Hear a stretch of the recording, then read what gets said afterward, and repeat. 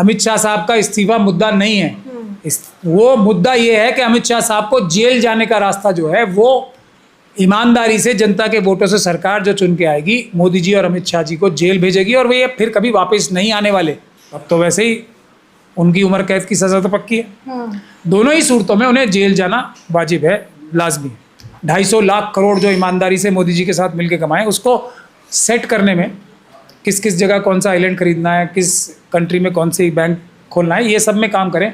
Home minister के पद के पास भी उन्हें आने नहीं देना चाहिए। पार्लियामेंट में जो असली मुद्दा है ना, ईवीएम हटाओ, बैलेट पेपर वापस लाओ, तो ईवीएम का आंदोलन जब तक नहीं होगा, पेपर बैलेट वापस नहीं आएंगे, तो वो इलेक्टोरल रिफॉर्म्स की शुरुआत ही नहीं होगी। शिक्षा मंत्री धर्मेंद्र प्रधान का इस्तीफा तो हो गया है, लेकिन अब इस सदन में इस्तीफे की मांग बहुत जोरों से की जा रही है और वो इस्तीफा है इस देश के गृह मंत्री का। आज जंतर मंतर पर इसी को लेकर आंदोलन भी हुआ।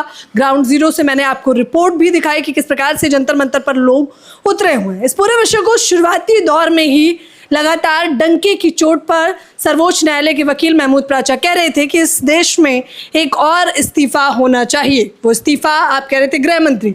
अब इस मांग को कैसे देख रहे हैं आप, जो विपक्ष उठा रहा है? दे रहा है, दुरुस्त है। ये मोदी जी से भी महत्वपूर्ण अगर किसी का इस्तीफा हो सकता है, अगर इस्तीफा मांगने की जिद है, हालांकि इस्तीफे से ज़्यादा कुछ होता नहीं। बहुत सारे जजेस और जो ये धर्मेंद्र प्रधान जी का भी इस्तीफा हुआ है, इनको एक प्रकार से अपने अपराधों से निकल भागने का मौका मिलता है। लेकिन अमित शाह साहब का इस्तीफा बहुत महत्वपूर्ण इसलिए है क्योंकि अगर उनका इस्तीफा होता है, हालांकि होगा नहीं, तो वो समझिए आप पूरी सरकार का इस्तीफा हो गया। क्योंकि मोदी जी तो 18 घंटे, आप लोगों को पता ही है, काम करते हैं। काम मतलब 2-3 घंटे मेकअप, 2-3 घंटे इधर उधर घूमना, कपड़े 2-3 घंटे, फिर कैमरा फिट करना, फिर किस किस से मिलके इधर उधर की बातें करना दुनिया भर की, और म्यूज़िक सुनना वगैरह वगैरह। 6 घंटे वो सोते हैं, तो 18 और 6 मतलब पूरे हो गए। उसमें कोई भी प्रधानमंत्री के कार्यालय का या किसी भी मंत्रालय का कार्य नहीं होता। उनका काम तो यही काम है जो मैंने आपको बताया अभी। और एसपीजी वाले परेशान रहते हैं, उनसे वो क्यों रहते हैं, ये तो किसी एसपीजी वाले से ही पूछो आप। तो ये जो इस क्रिमिनल गैंग, जिसको मैं बार बार बोलता हूँ, अमित शाह जी और मोदी जी का जो क्रिमिनल गैंग है, एप्स्टीन मानसिकता का क्रिमिनल गैंग है, उसके फलक्रम यानी कि केंद्र बिंदु यानी कि उसकी सारी गतिविधियां चलाने वाले मिस्टर अमित शाह साहब हैं। तो अगर अमित शाह साहब का इस्तीफा मांगा भी जाएगा तो ये सरकार जो है डगमगाने लगेगी। ये सबसे महत्वपूर्ण बात है। और अगर कहीं इस्तीफा हो गया तो अमित शाह साहब घंटों के अंदर, दिनों के अंदर नहीं, हम जैसे लोगों को मोदी जी के खिलाफ और इस सरकार के सभी मंत्री, संतरी और चीफ मिनिस्टर जितने बड़े बड़े हैं, सबके खिलाफ इतने सबूत लाके हम जैसे लोगों के हाथ में दे देंगे कि बाकी सबका इस्तीफा तो वैसे ही हो जाएगा, बाकी सब भी जेल चले जाएंगे। तो इस्तीफा, अगर मैं तब भी बोल रहा था जब ये आंदोलन चल रहा था, प्रधान साहब के इस्तीफे से तो बिल्कुल कुछ नहीं होने वाला, बल्कि प्रधान साहब की और मोदी जी और अमित शाह की मदद हो सकती है। अमित शाह साहब का इस्तीफा मांगा जाएगा तो ये सरकार हिलेगी, तब हिलेगी। और ये अच्छी डिमांड है। जो लोगों ने भी प्रोटेस्ट आज किया उनको बहुत बहुत मुबारकबाद पेश करता हूँ। और वही गारंटी जो उनके लिए थी वो जनता के लिए है। पुलिस का कोई भी अधिकारी भ्रष्टाचारी पुलिस का अधिकारी आपको तंग करेगा पीसफुल प्रोटेस्ट में, तो हम लोग पूरी ताकत से आपके साथ हैं। बिल्कुल नहीं घबराना है। ये जिम्मेदारी हमारी है कि अगर कोई भ्रष्ट पुलिस का अधिकारी जो कि अपराधी होता है, अमित शाह जी के डायरेक्ट कहने पे उनके अलावा कोई कुछ नहीं कर सकता है, तो हम आप लोगों की हिफाजत के लिए आएंगे भी। और अमित शाह साहब के खिलाफ इस एफआईआर तो हमने करानी है, वो तो सब आपको पता ही है। अच्छा, पैलेट गन का इस्तेमाल हुआ, इसको लेकर सपा प्रमुख अखिलेश यादव, नेता प्रतिपक्ष राहुल गांधी, सदन के अंदर प्रियंका गांधी, डिंपल यादव, तमाम सांसदों ने मिलकर एकजुट में इस आवाज को उठाया। फिर जब मामला सर्वोच्च न्यायालय गया तो आज सर्वोच्च न्यायालय ने फैसला सुनाया है कि पैलेट गन को पूर्णतः बैन नहीं किया जा सकता। कैसे देख रहे हैं इस फैसले को? फिर एक बार वही हुआ है जो मैं हमेशा बोलता हूँ। पहली बात, सुप्रीम कोर्ट नहीं जाना चाहिए। हर बार ये मैं बोलता हूँ। मैं सीधे ही छूटते ही जो सुप्रीम कोर्ट जाते हैं वो आरएसएस, या तो वो समझदार लोग नहीं होते, या फिर वो आरएसएस द्वारा प्रोजेक्टेड लोग होते हैं, या आरएसएस के ही होते हैं। और दूसरा, जाके फिर जानबूझ के बहस ऐसी करते हैं ऐसे वकील और ऐसे जो मुवक्किल भी होते हैं कि वो केस हार जाए। अब ये भी कोई बात हुई, पैलेट गन को बंद करना है, मतलब आग को बंद करना है। गलत बात है ना ये। आग को बैन नहीं करना, किसी आग से काम लेना है, खाना पकाने का। और आग से घर नहीं जलाने। तो पैलेट गन में खराबी नहीं है, किसी भी गन में, आंसू गैस के गोले में खराबी नहीं होती है, खराबी होती है उसका दुरुपयोग करने में। पैलेट गन का अगर दुरुपयोग होता है वो अपने आप में एक अपराध है, गाइडलाइंस उसकी पहले से हैं। पर ये महाशय जो गए थे वहाँ पे, वो तो आरएसएस के आदमी थे, उन्हें तो यही ऑर्डर पास कराना था ना। आप पूरे देश में आप देख लीजिएगा, आरएसएस के जितने भी स्पीकर्स हैं वो बोल रहे होंगे सुप्रीम कोर्ट ने ठप्पा लगा दिया पैलेट गन के इस्तेमाल पे। अब ये मौका देने के लिए ये पिटीशन डाली जाती है। ये लोग सब मिले हुए लोग हैं, इनकी बात पे बिल्कुल भरोसा नहीं करना चाहिए।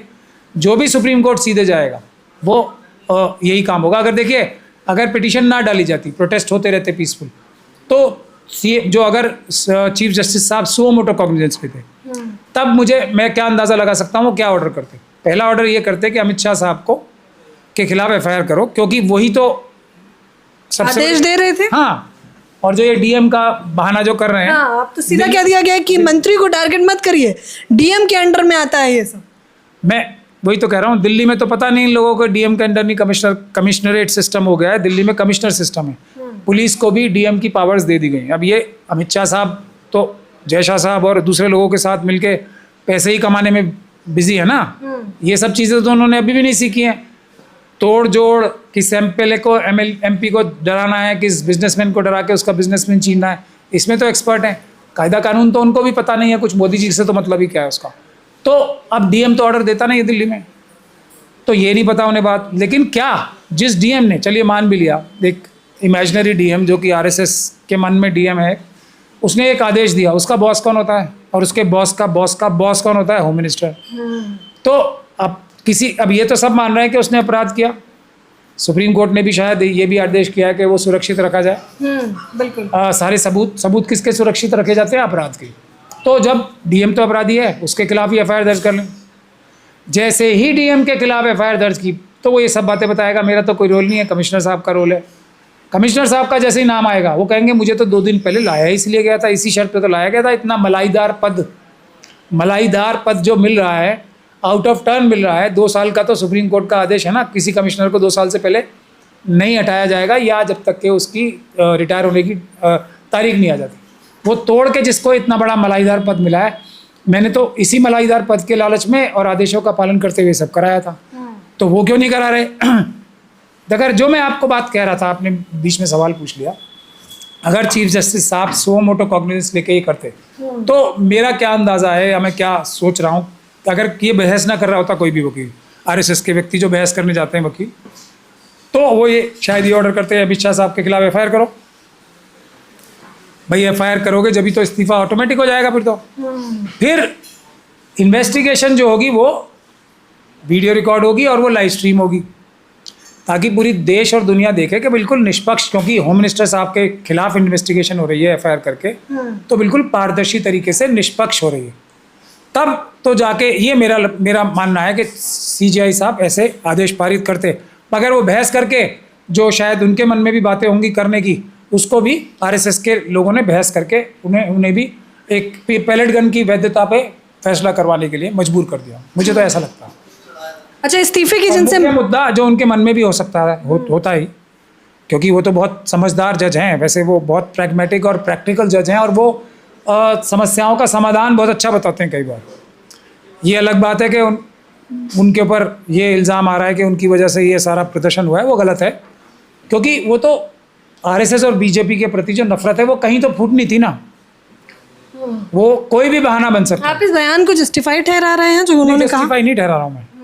ये जो माहौल बन गया है ना, वो आरएसएस और बीजेपी का बनाया हुआ माहौल है। हर वो व्यक्ति जो कि देश की जनता का नौकर है, आरएसएस और बीजेपी ने जो एग्जाम्पल सेट किया है ना मोदी जी के रूप में, कि मैं नॉन बायोलॉजिकल हूँ, मतलब इस पोस्ट पे आ गया हूँ। वैसे तो उनको चाय बनानी भी नहीं आती होगी, ये मेरी गारंटी है। वो किसी लायक नहीं है, दुनिया में किसी लायक नहीं है झूठ बोलने के अलावा वो। और कपड़े, अब तो बहुत सारे लोग उनके सलाहकार हैं, कपड़े भी कब से अच्छे हुए हैं? जब से वो प्रधानमंत्री बने। मेकअप भी कब से अच्छा हुआ है? जब से वो प्रधानमंत्री बने। तो ये सब चीज़ें तो उन्हें इस चेयर पे बैठ के मिली है ना, लेकिन वो अपने आप को बड़ा आदमी दिखाने लगे। मतलब झूठी झूठी तारीफ़ें, बड़े बड़े जो एक्टर्स हैं उनको प्यार मोहब्बत से बिना कुछ मारे पीटे, उनके मन के मुताबिक ही आम वाले सवाल पूछवा लिए, वाह मोदी जी करवा लिया। जितने ये क्रिमिनल जो जर्नलिस्ट अपने आप को प्रोजेक्ट करते हैं, उन सब ने वाह वाह क्या गाने सुनाए, किसी ने कुछ सुनाए। तो ये हर देश के नागरिकों के नौकर का दिमाग में कुछ वो ट्रेंड सा बन गया। तो हर एक कांस्टेबल भी ऐसे बिहेव कर रहा है। तो आप देखो किस तरीके से बच्चों को मारपीट कर रहे थे। बिल्कुल। तो एक वो माहौल सा बन गया। उस माहौल की रॉ में बहुत सारे लोगों ने बहुत सारी बातें ऐसी कही हैं जो नॉर्मल हालात होते, अगर मोदी जी प्रधानमंत्री ना होते, अमित शाह साहब प्रधानमंत्री ये होम मिनिस्टर ना होते, तो किसी के मन में ऐसे विचार ही नहीं आते थे। अब तो एक माहौल सा बना हुआ है, तो किसी के मुंह से भी बहुत सारी ऐसी बातें निकल जाती हैं जो कि वो आमतौर पे नहीं बोलता। लेकिन वो नफरत और गुस्सा था ना, वो तो एक सुराग ढूंढ रहा था। वो सुराग फूटा है कांग्रेस जनता पार्टी के रूप में, जो उसे मिल गया। लेकिन गलती आरएसएस और बीजेपी की, मोदी जी और अमित शाह साहब की है। हालांकि सदन में दो चर्चा हो रही है इस विषय पर, तो हो ही रही है, राम मंदिर घोटाले पे हो रही है, लेकिन ये कहा जा रहा है पहला तो या तो गृह मंत्री अमित शाह ने आदेश दिए कि बच्चों पर पैलेट गन का इस्तेमाल हो, लाठी डंडों का इस्तेमाल हो, या तो वो बड़े ही मासूम हैं और उन्हें पता ही नहीं चला कि राजधानी दिल्ली के जंतर मंतर पर क्या हो रहा है। इन दो ऑप्शन में कौन सा ऑप्शन आपको वैलिड लगता है और क्यों? दोनों ही ऑप्शंस में उनको प्रधानमंत्री होम मिनिस्टर के पद से हटा के दूर करना चाहिए। अगर वो इतने ही अनभिज्ञ हैं कि पार्लियामेंट के पास से आधा किलोमीटर दूर ये सब हो रहा है और पुलिस के द्वारा महिलाओं और बच्चियों के ऊपर हमले किए जा रहे हैं उनकी इज्जत लूटने के लिए, फिर भी उन्हें पता ही नहीं लगा, मासूम थे वो, तो ऐसा होम मिनिस्टर तो हैं। वैसे वो ऐसे ही बहुत खतरनाक है, देश के लिए नहीं होना चाहिए। उनके पास तो सारी बॉर्डर सिक्योरिटी फोर्सेस हैं, सारे CAF हैं, जो सेंट्रल आर्म्ड फोर्सेस हैं वो हैं, उनके पास तो सभी अधिकारियों का कंट्रोल है, उनके पास तो क्या क्या नहीं है। ऐसे आदमी को तो 1000 किलोमीटर भी होम मिनिस्टर के पद के पास नहीं जाने देना चाहिए। मतलब BCCI में भेज दें, वो जय शाह साहब जो है उनके बेटे की जगह जाके खूब क्रिकेट खेलें और उससे पैसे जो आते हैं उसकी हिफाजत करें। पोर्ट्स अडानी जी के साथ बैठे, जो उन्होंने ईमानदारी से पूरे देश में इतने पैसे कमाए हैं, 250 लाख करोड़ जो ईमानदारी से मोदी जी के साथ मिलकर कमाए, उसको सेट करने में किस किस जगह कौन सा आइलैंड खरीदना है, किस कंट्री में कौन सी बैंक खोलना है, ये सब में काम करें। होम मिनिस्टर के पद के पास भी उन्हें आने नहीं देना चाहिए। ये तो हो गई एक बात। अगर उन्होंने ये सब कराया ही अपने आदेश से, तब तो वैसे ही उनकी उम्र कैद की सज़ा तो पक्की है। दोनों ही सूरतों में उन्हें जेल जाना वाजिब है, लाजमी है। क्या आंदोलन के माध्यम से ये संभव है? सिर्फ और सिर्फ आंदोलन के माध्यम से ही होगा। लेकिन अभी भी पार्लियामेंट में जो असली मुद्दा है ना, EVM हटाओ, बैलेट पेपर वापस लाओ और बाकी सब RSS और BJP वाले अपने साथ भाग जाएंगे, इसका कुछ नहीं हो रहा। तो EVM का आंदोलन जब तक नहीं होगा, पेपर बैलेट वापस नहीं आएंगे, तो वो इलेक्टोरल रिफॉर्म्स की शुरुआत ही नहीं होगी। जब तक वो नहीं होगी तो ये अभी भी जो बड़े बड़े नेता हैं हमारे, स्लीपर सेल्स के काबू में ही हैं। मुद्दा ये नहीं है, अमित शाह साहब का इस्तीफा मुद्दा नहीं है। वो मुद्दा ये है कि अमित शाह साहब को जेल जाने का रास्ता जो है वो ईमानदारी से जनता के वोटों से सरकार जो चुन के आएगी, मोदी जी और अमित शाह जी को जेल भेजेगी और वे फिर कभी वापस नहीं आने वाले, इबरतनाक सज़ा मिलने वाली है। उस मुद्दे पे अभी तक भी विपक्ष ने कोई बात नहीं की। कह रहे मुद्दा ये नहीं है कि सिर्फ और सिर्फ गृह मंत्री अमित शाह को इस्तीफा देना चाहिए, हालांकि वो देना ही चाहिए और उसके लिए जन आंदोलन करना चाहिए। लेकिन महमूद प्राचा उसके साथ ही साथ ये कह रहे हैं कि मसला ये है कि सदन में चर्चा होनी चाहिए कि EVM हटाकर बैलेट पेपर से चुनाव हो। जड़ की शुरुआत वहीं से है। फिलहाल इस चर्चा पर आप लोग मुझे अपनी राय जरूर दें। कैमरामैन नावेद के साथ ज्योति यादव।